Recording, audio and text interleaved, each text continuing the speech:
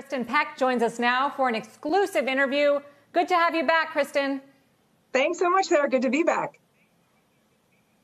Big growth still in companion animals. Is it the pet adoption theme running strong? Well, the pet adoption theme, I think, will continue. We saw great momentum in Q4, which, as you just mentioned, will mean some strong performance for us in 2021. We did give guidance of 9 to 11%, and a lot of that is being driven by growth in our pet care business. A few drivers of that. One is parasiticides. We are really excited at the success of Simparica Trio. As a new product last year, doing $170 million.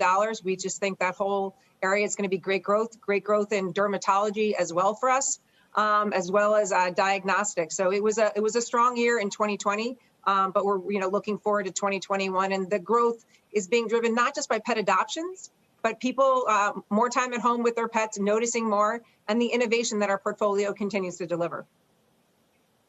So how do you think about what the future holds in that sense? Once we get more vaccines and people start to go back to work and we all go out more, are you going to be facing some pretty tough comps?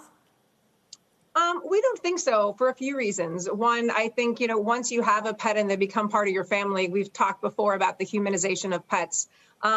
You're spending more time with them. They're becoming more and more important parts. And veterinarians have found ways to do, whether that curbside visits, telehealth. So I still think pets are going to be a really important part of the family.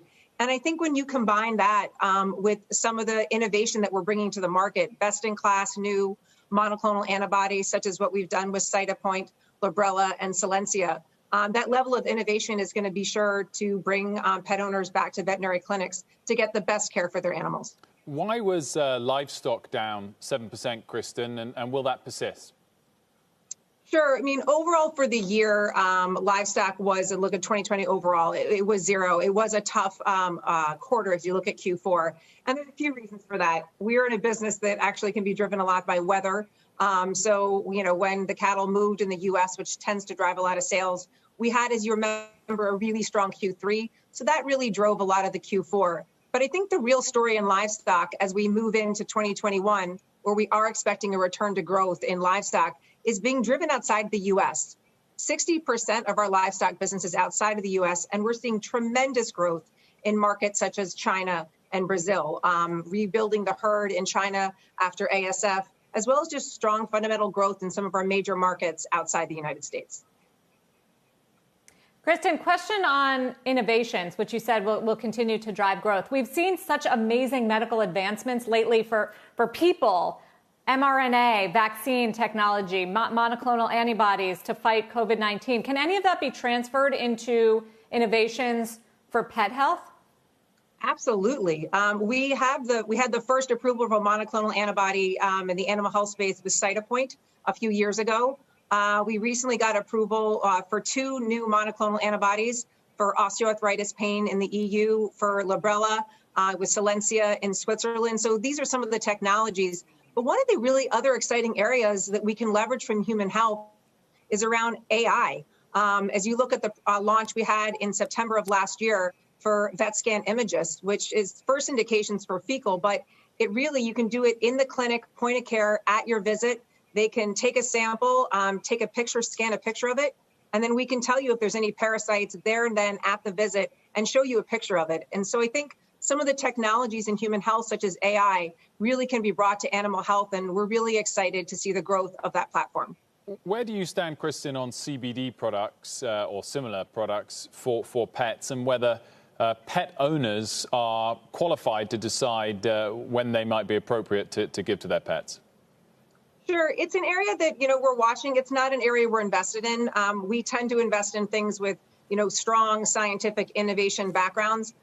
So I don't think I'm probably the best person to comment on, individual owner decisions. It's certainly a fast growing area. But at the moment, it's mostly, over the counter with lots of great new products. And, it's a space that, consumers are truly interested in. But as we look at the strengths of innovation and science-based for us at Zoetis, it's just not an area of focus for us. Finally, Kristen, the 9 to 11% growth rate that you're projecting did come on the high end of the market expectations. Can you just talk through what you're seeing? Is that the China opportunity? It's a few things. It's, really we're underrepresented right now in parasiticides. So you look at the success of Simparica Trio and even Simparica franchise growing 16% last year, even with the launch of Simparica Trio. So parasiticides is one, derm is another, diagnostics, and China, which has just had outstanding growth. As you saw for us in 2020, we had about 34% growth. And that's because we've invested for the long term. With the strong performance and steady cash flow that we have at Zoetis, we're really well poised to continue to invest long term. And China's a great example where it's being driven not just from livestock, but really almost equally between livestock and companion animals. So that is one of the important drivers. But the good news for us is it was across a broad set of categories for us. Still no closing bell dog yet. We're still working on that. Kristen Peck, for now, thank you for joining us. Thanks so much. Yes. Shepard Smith here. Thanks for watching CNBC on YouTube.